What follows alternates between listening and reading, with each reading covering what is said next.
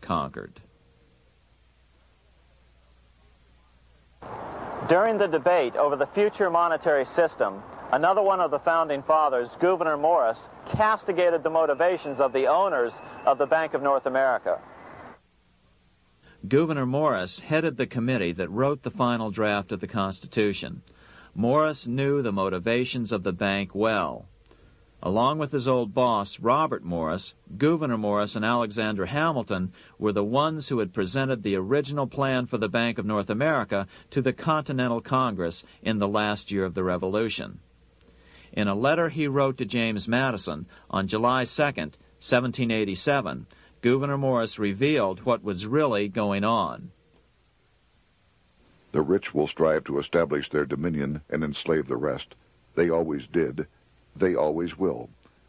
They will have the same effect here as elsewhere if we do not, by the power of government, keep them in their proper spheres. Despite the defection of Gouverneur Morris from the ranks of the bank, Hamilton, Robert Morris, Thomas Whiling, and their European backers were not about to give up. They convinced the bulk of the delegates to the Constitutional Convention to not give Congress the power to issue paper money.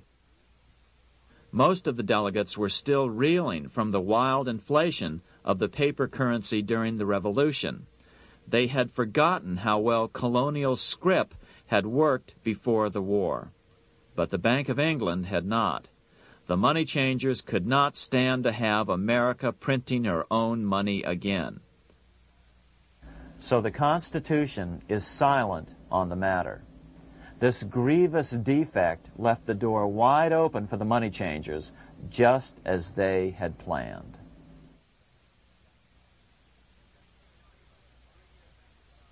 In 1790, less than 3 years after the Constitution had been signed, the money changers struck again.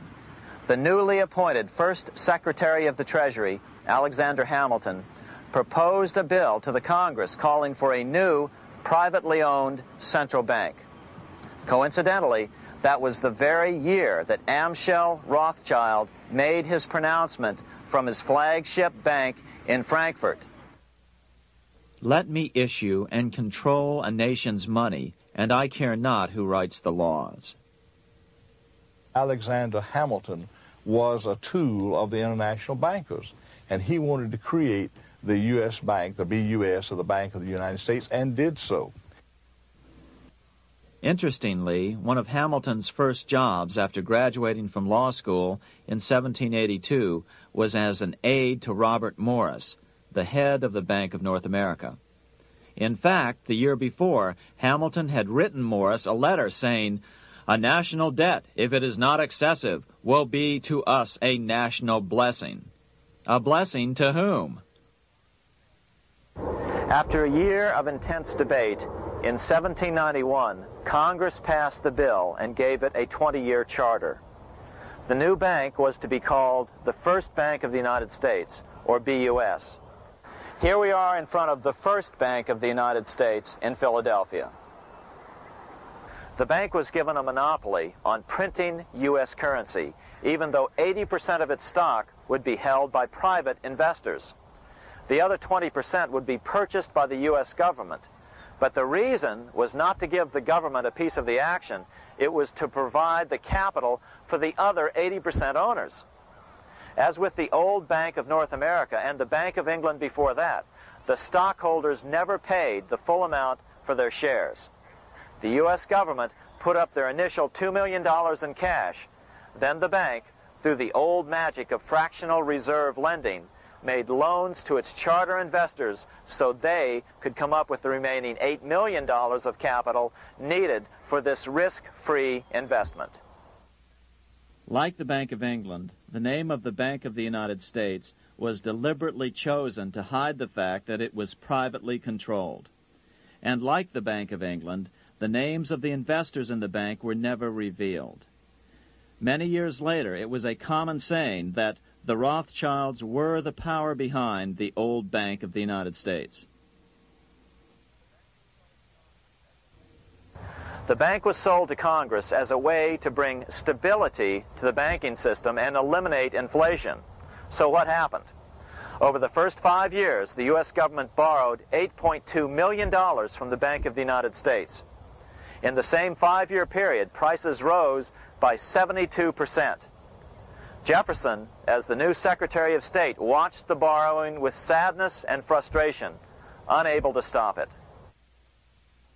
I wish it were possible to obtain a single amendment to our Constitution, taking from the federal government the power of borrowing.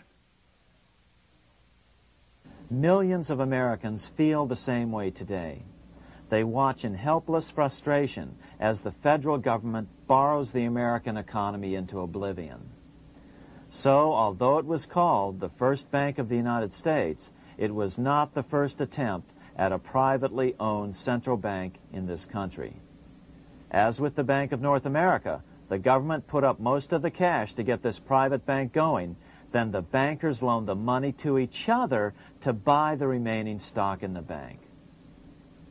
It was a scam, plain and simple, and they wouldn't be able to get away with it for long. But first, we have to travel back to Europe to see how a single man was able to manipulate the entire British economy by obtaining the first news of Napoleon's final defeat.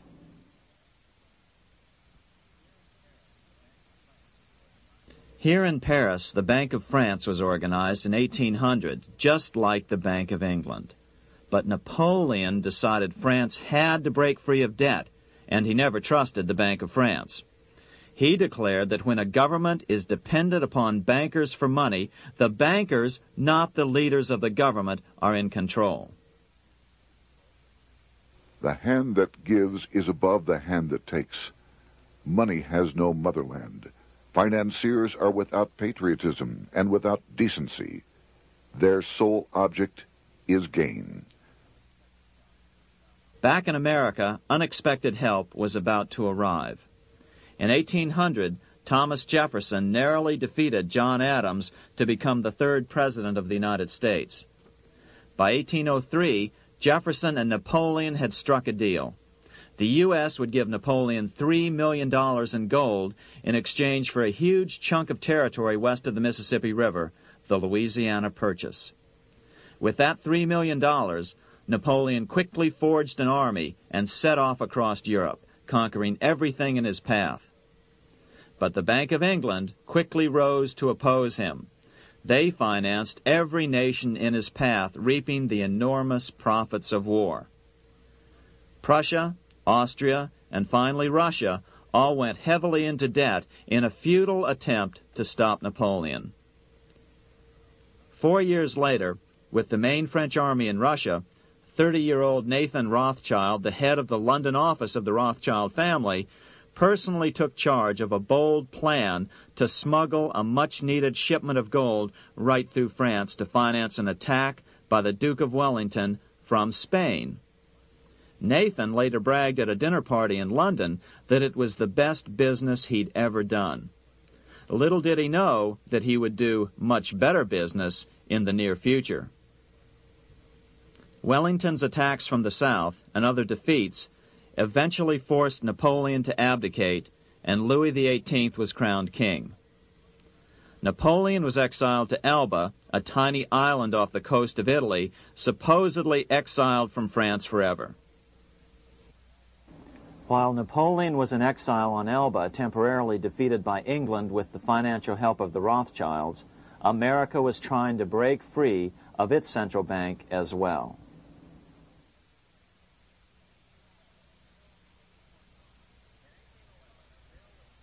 In 1811, a bill was put before Congress to renew the charter of the Bank of the United States. The debate grew very heated, and the legislatures of both Pennsylvania and Virginia passed resolutions asking Congress to kill the bank.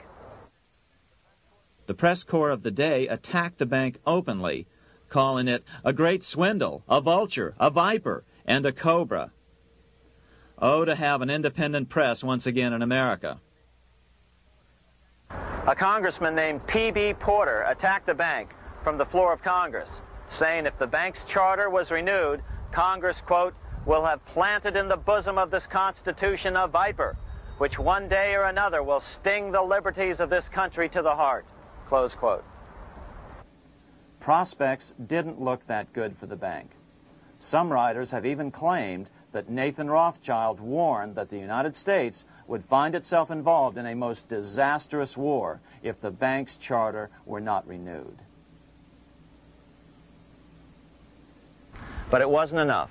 When the smoke had cleared, the renewal bill was defeated by a single vote in the House and was deadlocked in the Senate. By now, America's fourth president, James Madison, was in the White House. Remember, Madison was a staunch opponent of the bank. His vice president, George Clinton, broke a tie in the Senate and sent the bank into oblivion.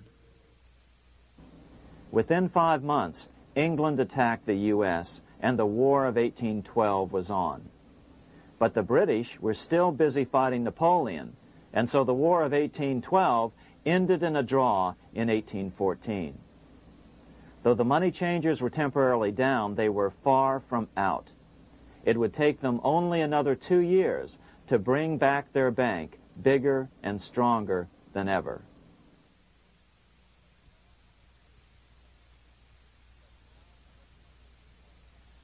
But now let's return to Napoleon, because nothing else in history more aptly demonstrates the ingenuity of the Rothschild family than their control of the British stock market after Waterloo.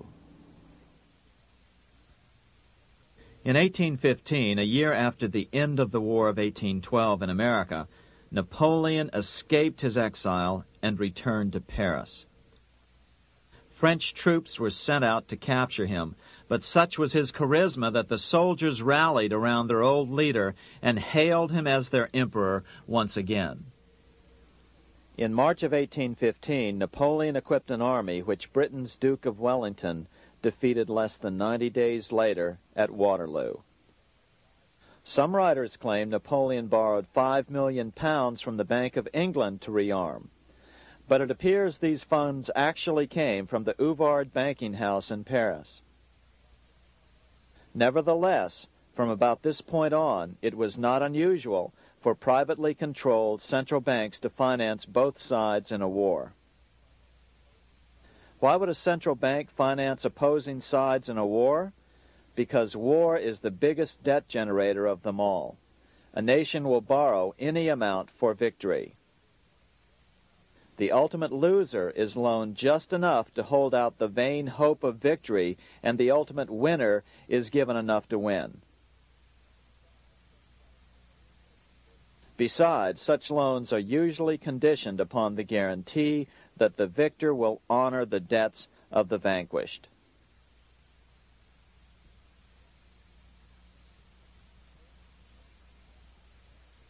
This is the Waterloo battlefield about 200 miles northeast of Paris in what today is Belgium. Here Napoleon suffered his final defeat, but not before thousands of French and Englishmen gave their lives on a steamy summer day in July of 1815. Right over there, on June 18, 1815, 74,000 French troops met 67,000 troops from Britain and other European nations. The outcome was certainly in doubt. In fact, had Napoleon attacked a few hours earlier, he would probably have won the battle. But no matter who won or lost, back in London, Nathan Rothschild planned to use the opportunity to try to seize control over the British stock and bond market and possibly even the Bank of England.